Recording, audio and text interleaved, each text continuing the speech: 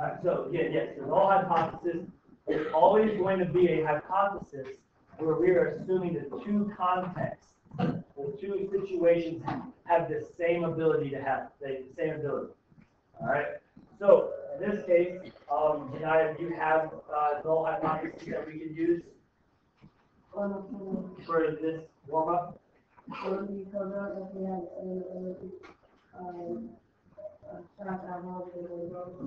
To make shots at home and on the road.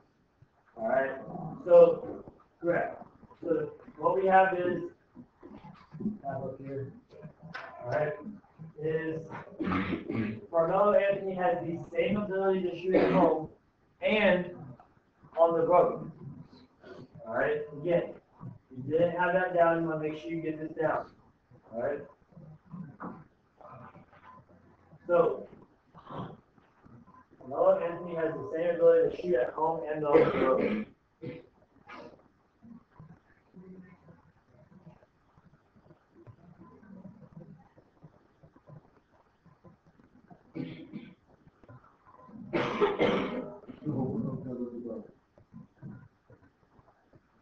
That one thing that you invest in.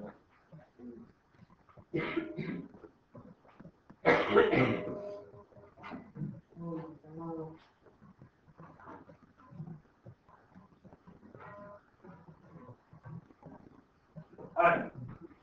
Now the alternative hypothesis is where we're going to say we're going to make a hypothesis about his ability being greater or lower. Alright, in this case greater. So as you can see, Carmelo Anthony has a greater ability to shoot at home than on the road. Okay? The big difference being, instead of saying has the same ability, we're saying he has a greater ability. Alright? How do we know that? You would ask, how do you know we're going to say greater? Well, it's asked, does NBA player Carmelo Anthony of the Denver Nuggets have a greater ability? Alright? That's their essential question, similar to what you guys did for your investigations. Okay? Now, here's the only other small changes you have to make. Instead of putting home and on the road, it's home than on the road. Alright, you're comparing it. Now, one thing that we want to make sure of is this. Alright? First of all, the top hypothesis we have where we say he has the same ability, this is our null hypothesis. We assume this is true until otherwise proven. The alternative hypothesis is the one that we're testing, that we're trying to prove. Okay? Now, the thing that we want to make sure we focus on, because a few of you guys lost points on the homework because you made this small mistake, is some of us left off like the last part. Like, for instance, we would say Carmelo Anthony has the same ability to shoot at home. And we're done. Shoot at home compared to what? Same thing here. Carmelo Anthony has a greater ability to shoot at home. A greater ability to shoot at home than what? Alright? And I think the issue is not that you didn't know what to put, but that you were just trying to rush through and get done quickly. Does that make sense? So don't rush on the homework. Don't rush on this work when you're doing it. Take your time. Write everything out. Because if you don't write everything out in the test, it's going to cost you. Alright, don't write everything out in your investigation. It's going to cost you. That makes sense. Alright, so I'm going to go talk about what about it. So today's going to have a little bit of notes. So the first thing that we're going to do is, okay, hold on before we start writing this one. We talked about how to make our hypothesis.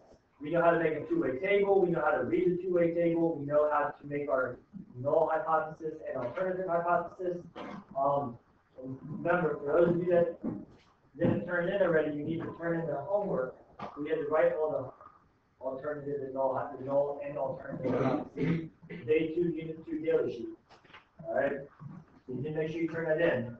But, so what we need to do now is here's our progress. All right?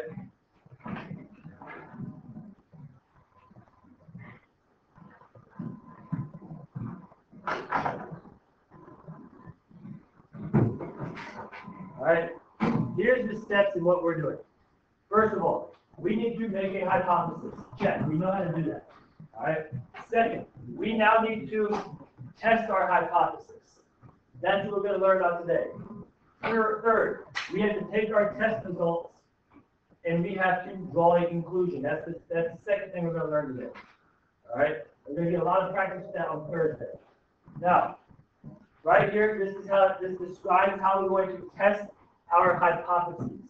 So, you need to write down this stuff that's up here and that's highlighted. Yeah. Write this down. All right. So, first off, to test our hypotheses, we need to make our hypotheses. We know how to do that. So now that we know how to make our hypotheses, we can test. So what we're going to do is we will consider the difference between performance at home and performance on the road. And then we're also going to need to look at this difference and see if it's convincing enough. All right, is the difference convincing for us to sort of reject our null hypothesis? Okay, so that's the first thing that we're going to do. All right, so what we need to know now is how are we going, so how, we're saying, okay, we got to consider the difference. What do we mean by the difference? All right, so we got to talk about what this difference is that we're talking about. All right, so, everyone's written down?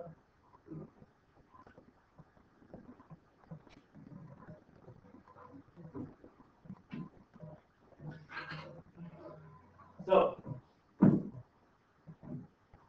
don't need to write this down right now. So what we're going to do is, I just want to refresh you on that situation with the Arizona Cardinals. Okay? Their football team, the Arizona Cardinals, and you know, in football you play at home or you play on the road. Okay, so we have this two-way table. Alright? Where it shows us that at home, they won 6 games, they lost 2 games, and played a total of 8 games. Okay? Here, they won 3 road games, they lost 5 road games, they played a total of 8 road games. Overall, they won 9 games. Overall, they lost 7 games. Overall, they played 16 games. Okay? So, what we're going to do now, so what we have there is also, we have our null hypothesis and our alternative hypothesis. So our null hypothesis is always the same. It's going to be the 2008 Cardinals have the same ability to win at home and on the road. Our alternative hypothesis, we look at this, we see, okay, they performed better at home than they did on the road. So we're going to say our alternative hypothesis is the 2008 Cardinals have a greater ability to win at home than on the road. Okay? Now, I do need you to write down the table now so that you have it for a reference. And I need you to write down what's next to it. It says we need to find the difference in the winning percentage at home and the winning percentage on the road. So we need to know a couple things here. Here's what we need to know. We need to know, 1, what is the winning percentage at home? We need to know, 2, what is the winning percentage on the road?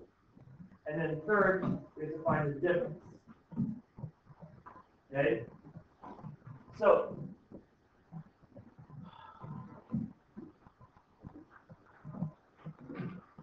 you guys a couple seconds to write that down.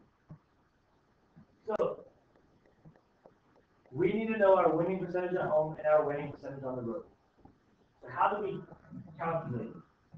Remember how we calculate this 6 and 8. So we're going to do wins at home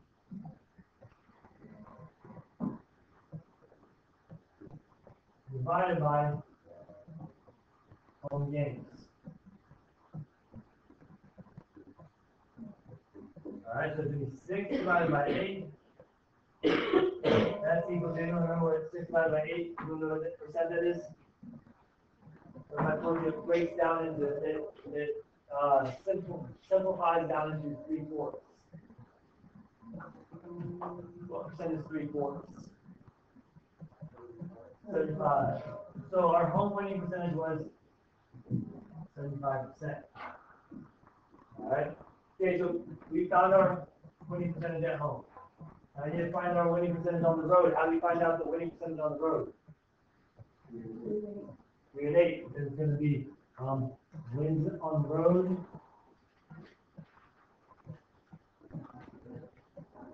divided by load gains. So it's going to be, what do we say, 3 divided by 8? That's going to be equal to 37.5%. Okay? Pretty easy so far, right? Okay, so it doesn't get much harder. So what we need to do now is, since we have the winning percentage at home and the winning percentage on the road, we need to find the difference between the winning percentage at home and the winning percentage on the road. What does it mean to find the difference? If I say find the difference between two numbers, what operation am I using? Subtraction. Okay, so I'm going to take this and I'm going to go 75% minus 37.5%.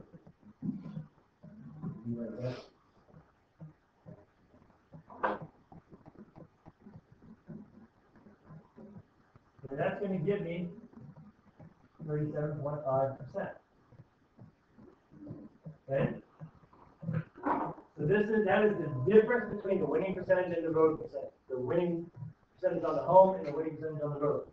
This difference, this number right here, is called our test statistic. So, well, first of all, you should be writing all that. You should write that and then write it down next to it, test statistic, and then point an arrow right there to let you know that's what that is. All right. So the test statistic. Make sure you get that worked out. Right. You gotta do all these in favor on that comes out right now. Right? You're using port stuff and you're using computing. Right? So as easy as it comes out, and it comes out, alarm just wake up. Right?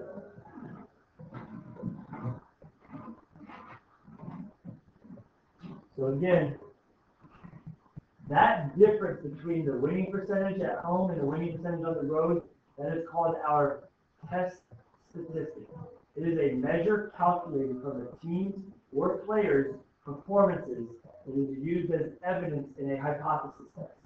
So we're going to use that as evidence in our hypothesis test to determine which of our hypotheses we need to reject or accept. Okay?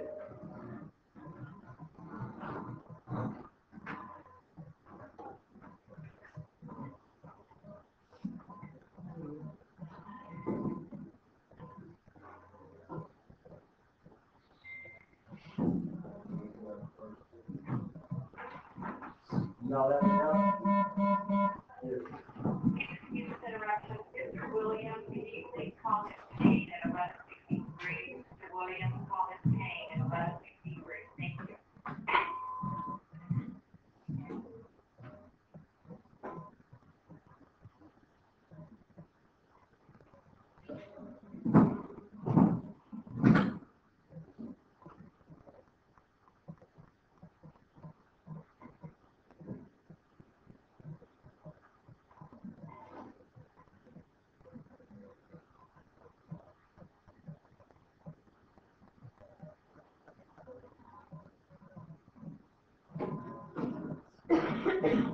Alright, so all that.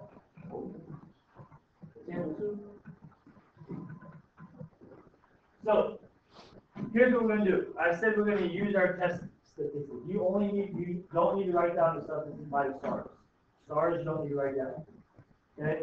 So what we do is we're going to use our test statistic in order to help us determine if our evidence is convincing or not. Yeah. All right. So here's what you need to do. Well, you can sort of break it down. What do we need to do? We need to conduct this. So like step one. One, conduct a simulation. 2, see what values of test statistic occur by random chance.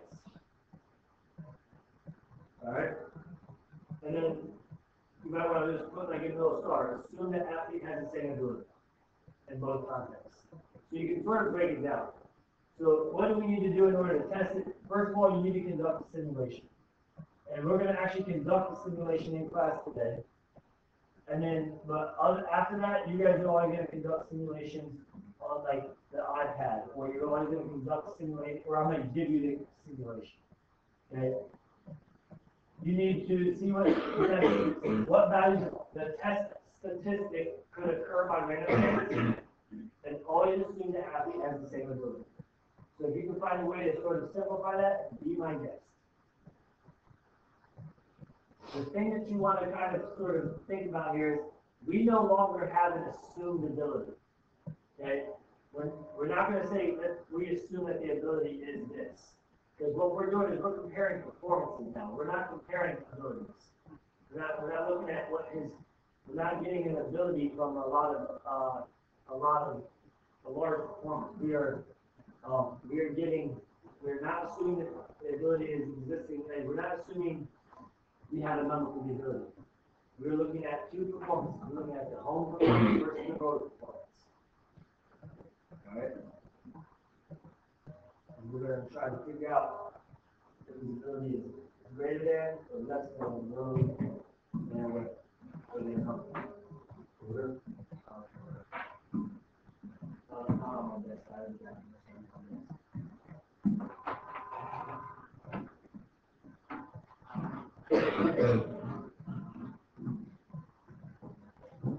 Alright.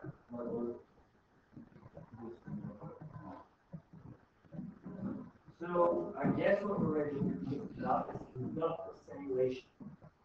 Okay? So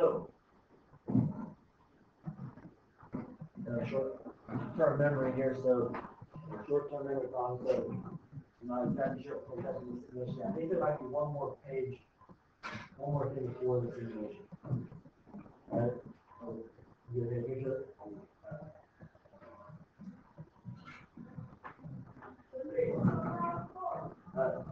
So, I lied. You don't need to write this down. I'm describing our simulation. So what we're going to do is we're going to simulate 16, we're going to simulate this Arizona Cardinals season. I have 16 total cards. 9 of these cards have the word win on them because they won 9 games. 7 of them have the word loss on them because they lost 7 games. And what we're going to do is I'm going to have each of you guys take these cards, shuffle them up, and you're going to break them up into 2 piles of 8. One pile is going to be the home games. The other pile will be your road games. All right? And you're just going to randomly break them up. Therefore, this simulation is being done randomly. It's a random chance right now. All right? So, let's go fun game. We need your hand tools. All right? One person I show this one out is Mr. B. Slide about those in the paper sheet. So what we're going to do is, it says we're going to do this 10 times. We're going to do this 1, 2, 3, 4, 5, 6, 7, 8. We'll do it 9 times. We'll do it 8 times. 8 times 5. Here's what I want you guys to take away from this. I want you to take away, what does the dot plot that we create represent? What is this represent that we're about to create? All right?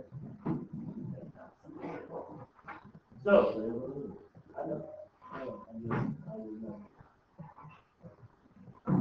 all right. So each of you, we're gonna shuffle these up. All right, and I need you to divide them up into groups of 8. We're gonna go with whatever pile you put on the left, that's going to be home. Whatever pile you put on the right, that's going to be away. All right. So we'll have Dan go first. Again, you can divide them up into a group of 8 however you want. You can go 8 in a row, or you can go back and forth. You can use 2, 2, 2, 2, 2. You're just taking 2 piles of 8. So just like put 8 here, 8 here. It doesn't matter how you do it. You can do it however you want.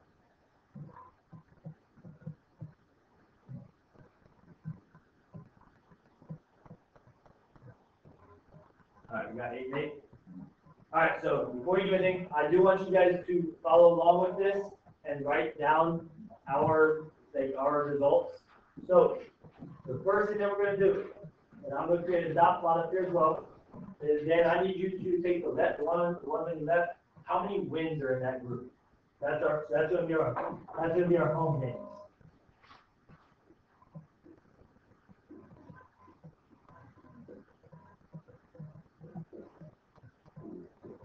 $47.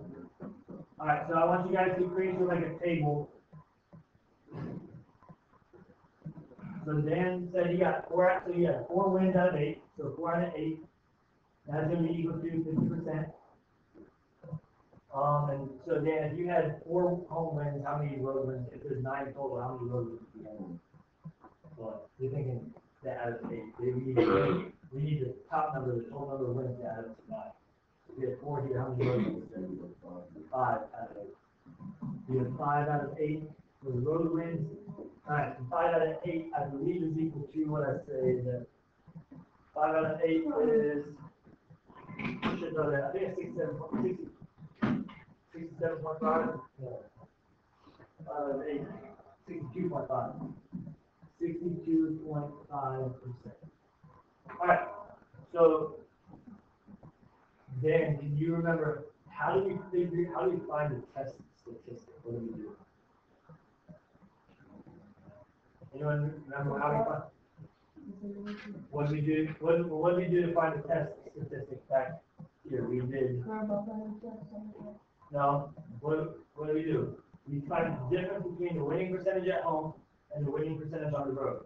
So we subtracted the winning percentage at home minus the winning percentage on the road.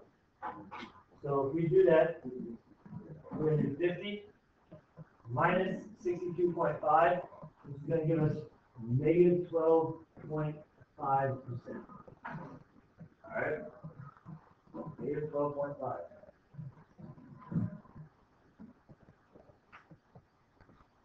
Alright? Where would this go on the dot plot? Negative 12? Negative 12.5. Alright. So again, what does this dot represent? This dot represents the simulation that Dan just did. So this is the season that Dan simulated. So while we have Danielle, why don't you go? You do the same thing, shuffle them up and divide them up however you want. You can put all 8 down at once, you can go every other one, which you need 2 piles, each with 8 in it. Alright? Yeah, I want you guys to make this table so you can get just sort of the hang of how to do this. So again, remember, how we're doing this, we're finding the home winning percentage and the road winning percentage, and then finding the difference. Because there's a total of 9 wins, so 4 home wins and 5 road wins out of the 9 total wins.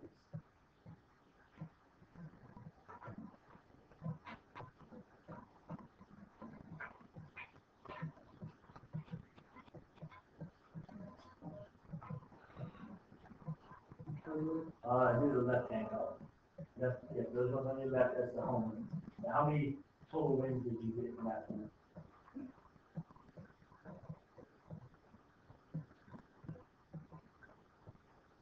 5 wins. So it's going to be 5 out of 8. So 5 out of 8 would be 62.5. This is going to seem kind of repetitive, guys. It's okay. That means that you had 4 out of 8 over here. So that's equal to 50%. So again, guys, how do we figure out the test statistic? It's going to be home minus road. 62.5 minus 50, which is going to give us positive 12.5. Alright, so we put 12, we put the dot above 12.5. That represents Danielle's simulation. I want to point this out. Why is there a negative number? 50 minus 62.5. So if there's a negative number here, that tells you that the winning percentage was better on the road than it was at home. Alright, so how does Ezekiel go down? You don't necessarily need to make a dot line. I want you guys to sort of, like, number one goal here is I want you guys to know how to figure out the test statistic. Alright, my number 2 goal is that you understand what the dot plot shows. You're never going to have to create a dot plot for yourself.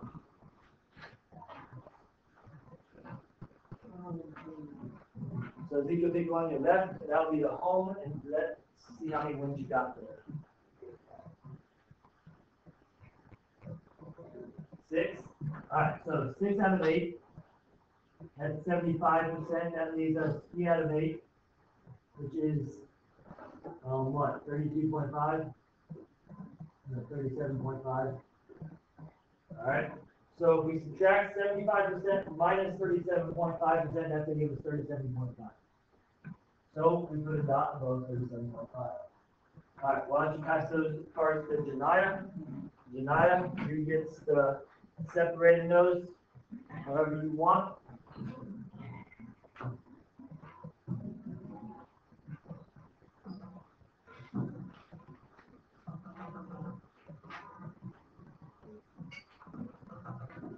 Take the ones on your left. How many wins did you get?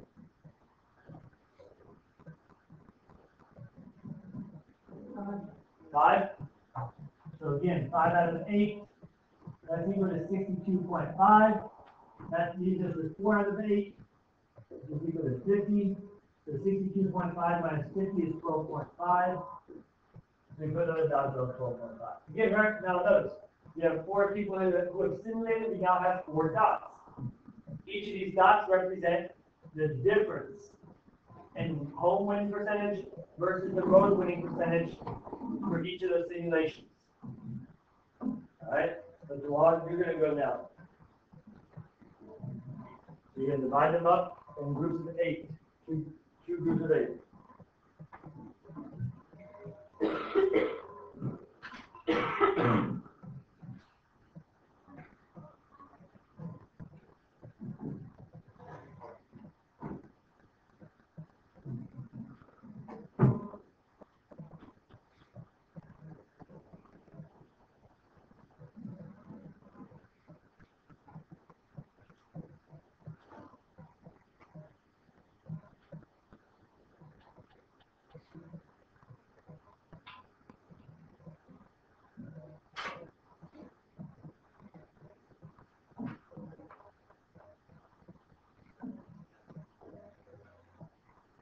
All right, take the one that's closest to you. How many wins are in that one?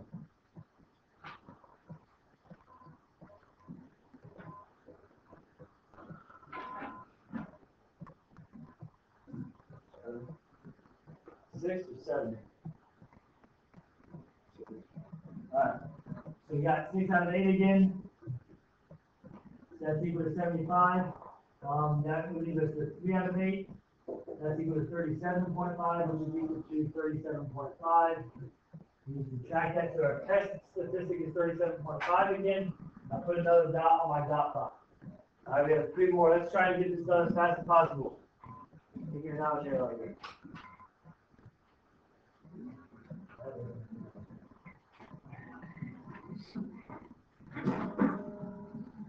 Go quick.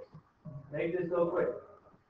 Real quick. 8 random cards. Just, I don't care how you do it. Throw them in the air, pick out 8, and let's go again. All right.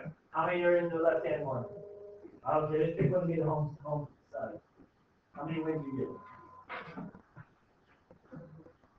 7? Wait, 1 win, 7. 7 wins? Yeah. All right, so 7 out of 8. There we go. That's something new. That's fun.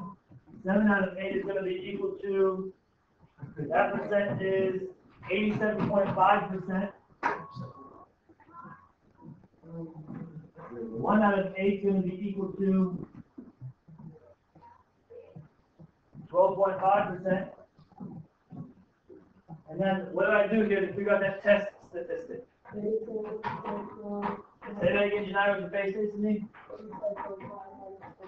87.5 minus 12.5, so I get 75.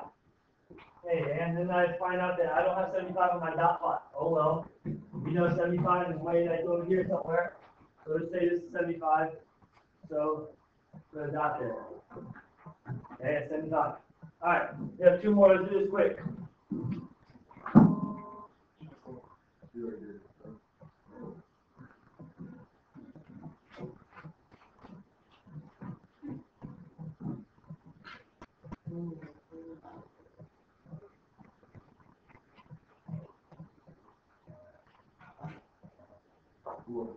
Four. minus, go ahead and do the next one. And then we have, that leaves us with 5 out of 8, which is equal to what, 62.5? So that's going to give us negative 12.5. We have one last one. Obviously, you guys can see why you would never do this by hand, correct? Because you need a lot, like hundreds and thousands and millions of these. So how many of you guys want to count a million numbers? No.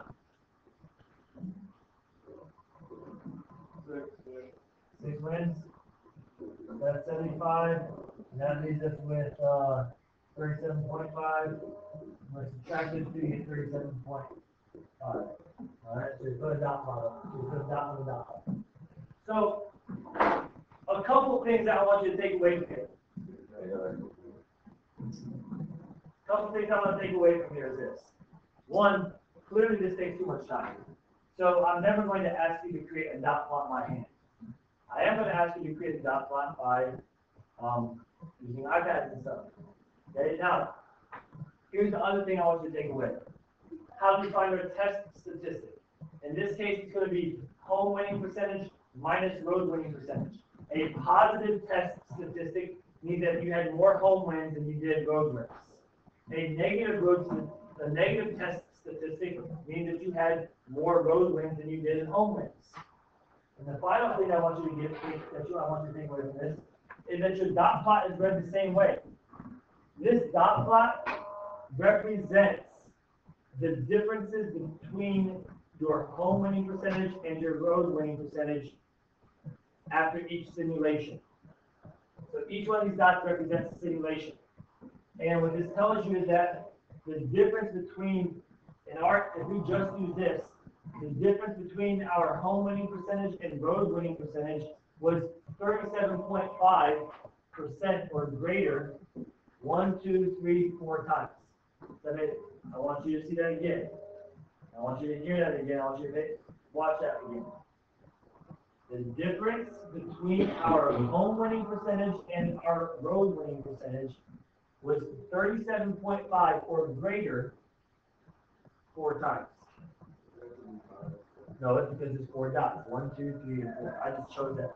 I could say the difference between our home winning percentage and road winning percentage was 12.5 or higher 6 times because there's 6 dots. Does that make sense? All right, that would mean there are 6 seasons where the winning percentage, the difference between home and road winning percentage is 12.5 or higher. Okay? Now, we're nearing to this part right here. So, we made a little bootleg data table or dot plot with 8 of us. 8's not enough people. We need lots of them. 100's a good number. It's an easy number to count. So, before you start writing anything down, I want to explain this to you, and then I want you to write it. We're going to write these 2 things out. Don't write yet. I want to explain this first. Right? You explain this, you write it down, and then I'll let you go.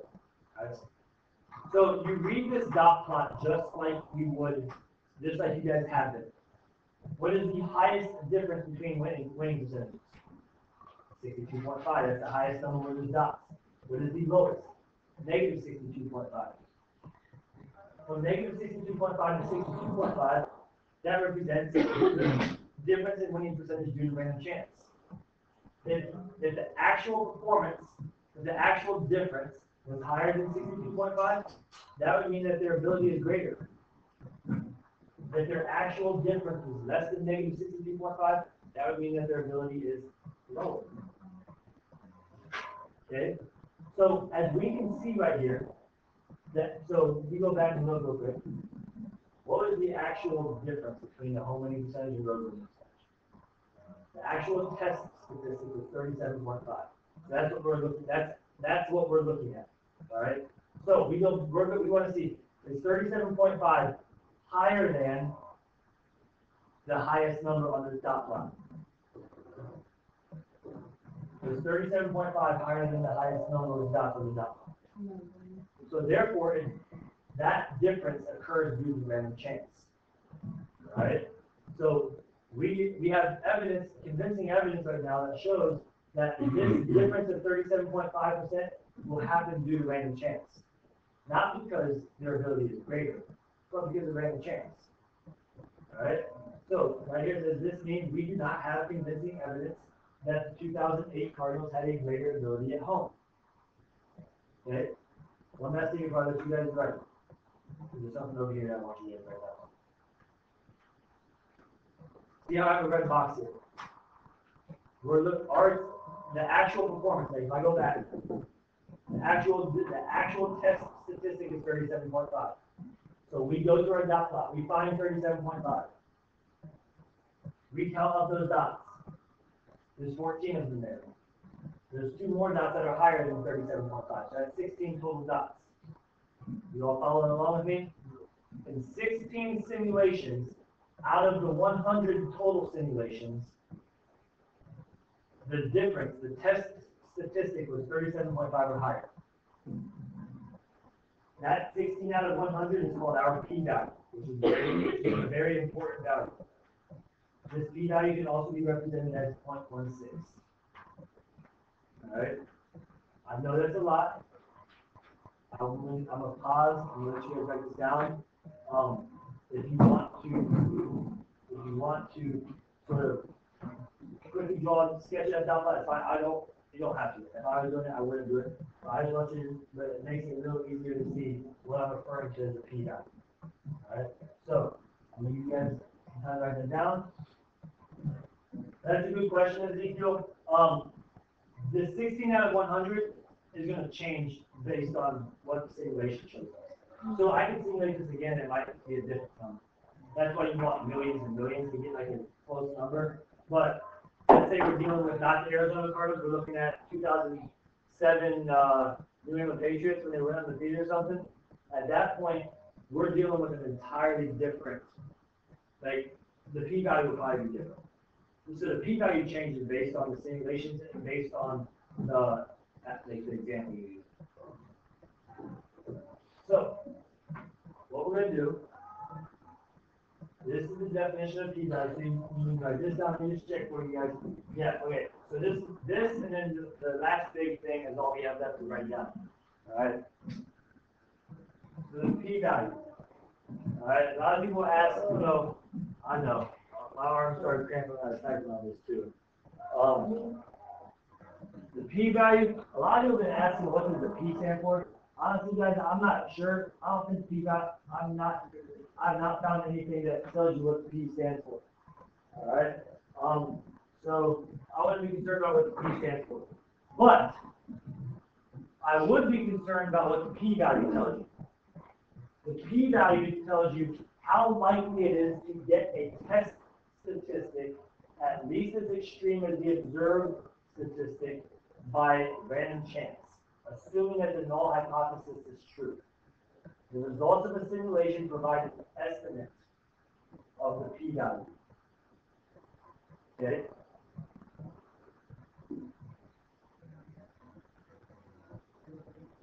I'm going to give you an example. So I'll make sure you get this down. I'm going to use the one that we just looked at, that dot plot for the Arizona Cardinals, and I'm going to use that and give you an example of what the p-value tells you. All right. So again, the p-value tells you how likely it is to get a test statistic at least as extreme as the observed test statistic by random chance, assuming that the null hypothesis is true. Right?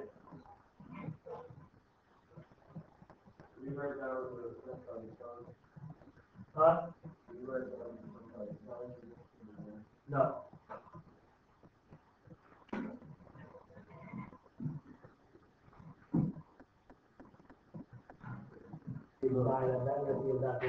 Alright. Don't need to write this down. Alright.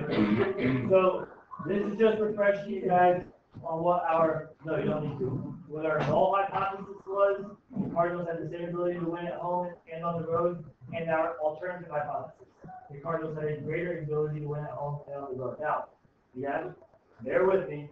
This next page, the last page isn't right, but it's also quite a bit of writing. But I need you to write it on a separate sheet of paper So when I say you can use it on your quiz, it's already on a 7-sheet paper with nothing else on that paper. Alright? So, let me tell you what you're about to look at first. You have your hypotheses, correct? We just came up, we have our dot plot, and we came up with our p-value. Okay? So, what I'm about to give you, there's 3 guidelines. You look at your p-value, and you're doing this. You're saying, okay, my p-value is this. If it matches here, here's my conclusion. If it matches this, this is my conclusion. If it matches this third one, that's my conclusion. So it's giving you sort of like the layout of if this is your p-value, this is your conclusion, and so forth. All right. Now, I'm gonna backtrack real quick. I'm gonna backtrack real quick. So in this case, the p-value says, and I'll put this back up here for you. We'll move on to the next part.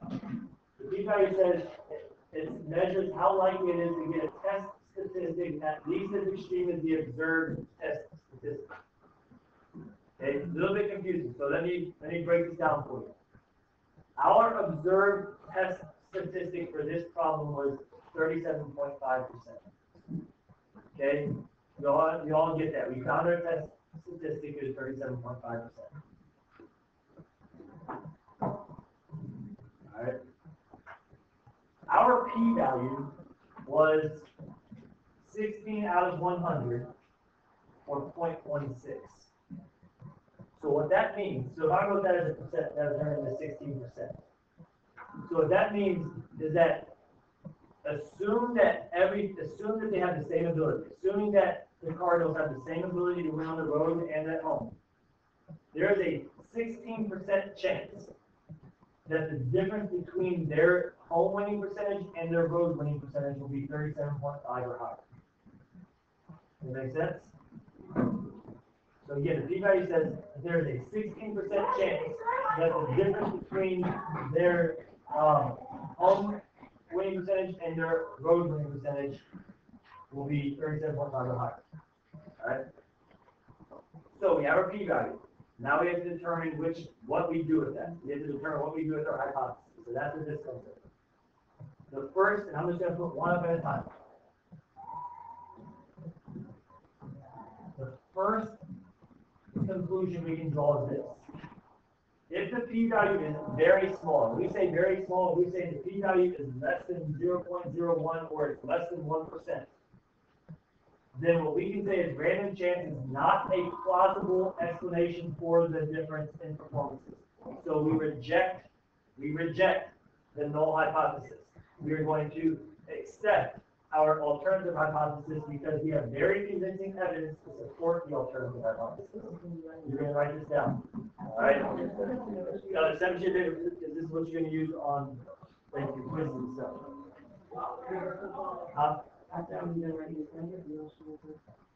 After 2 o'clock, we'll see. I don't think it's so this is the first thing. If your p-value is very small, and by very small, it better be less than 1%. A point is less than 0.01. Notice it says less than 1. It doesn't say less than or equal to 1. If it's equal to 1%, it's not this. It's not this. All right.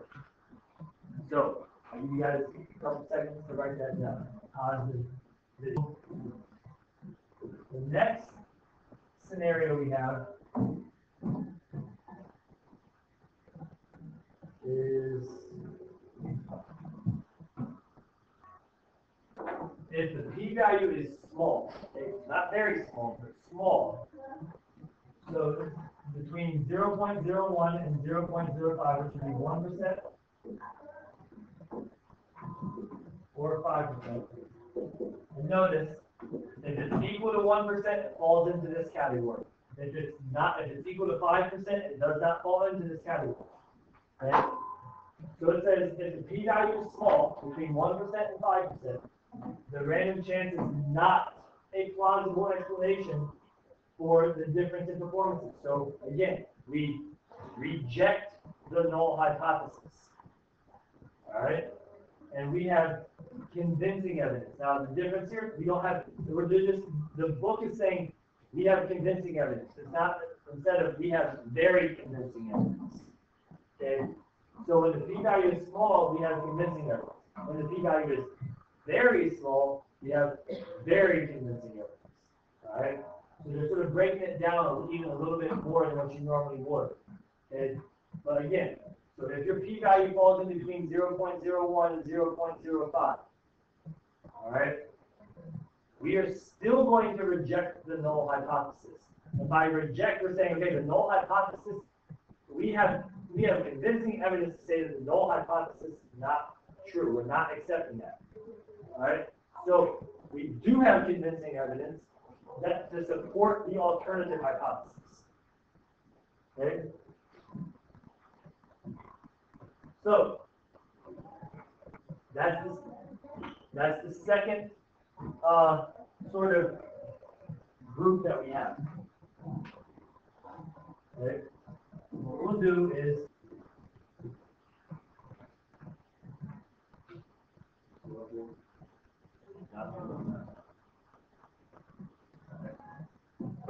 so let's say if the p-value is not small, meaning the p-value is greater than or equal to 5% or 0.05.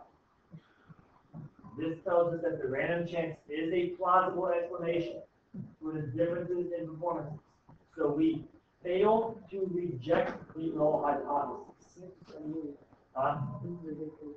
Yes, this is a new one. All right. So if the p-value is not small, so it's greater than or equal to 5% or 0.05, then random chance could be an explanation.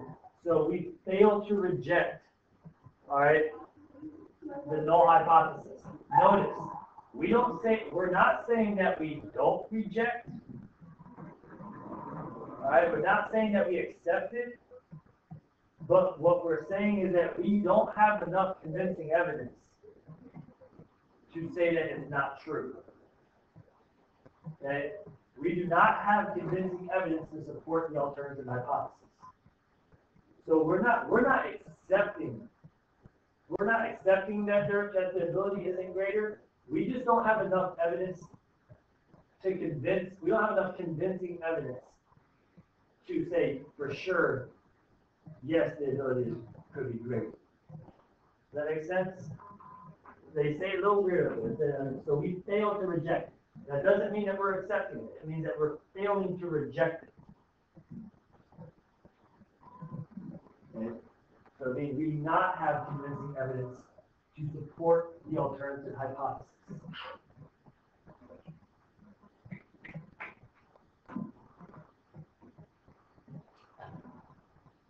Okay?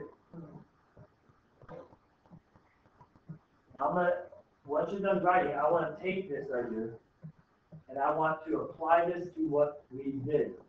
All right?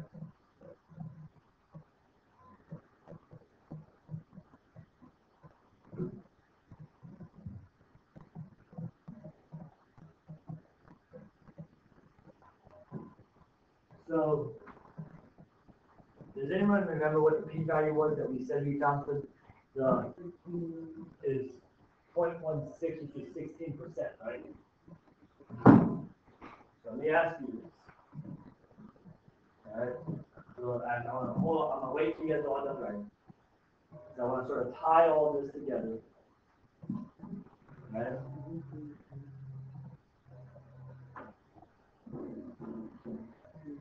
By the way, right when I'm done, I'm going to give you guys grade checks. All right.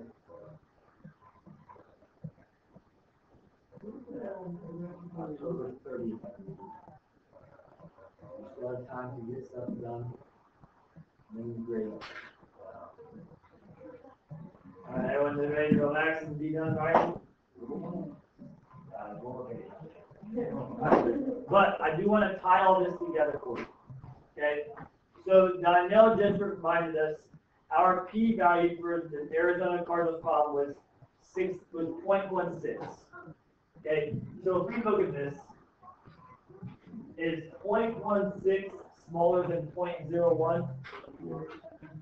recorrect this, or rephrase this. 0.16 is equal to 16%. Is 16% less than 1%? No. So this right here, so we can't use this to draw our conclusion. Alright? Is 16% between 1% and 5%? No. So we can't use this to draw our conclusion. Is 16% greater than or equal to 5%? Yes. So this right here, this case is the one that we're using to draw our conclusion. So what this tells us is that random chance is a possible explanation for the differences in performance. We fail to reject the null hypothesis for this Arizona Cardinals problem. So what that means is we fail to reject this null hypothesis. We do not have enough convincing evidence to say that they had a greater ability to win at home than they do on the road. There was not enough convincing evidence. But what I want you to understand, when we say we do not reject the null hypothesis, that does not mean that we are accepting it. We just don't have enough evidence to convince ourselves or convince other people that their ability was greater. HO is the null hypothesis. So that's the hypothesis rejecting, but we don't have enough evidence for the alternative.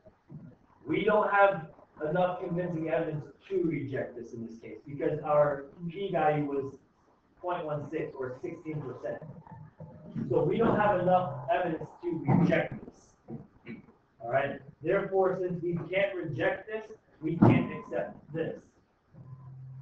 What I'm saying though is that even though we can't reject this, that doesn't make this true.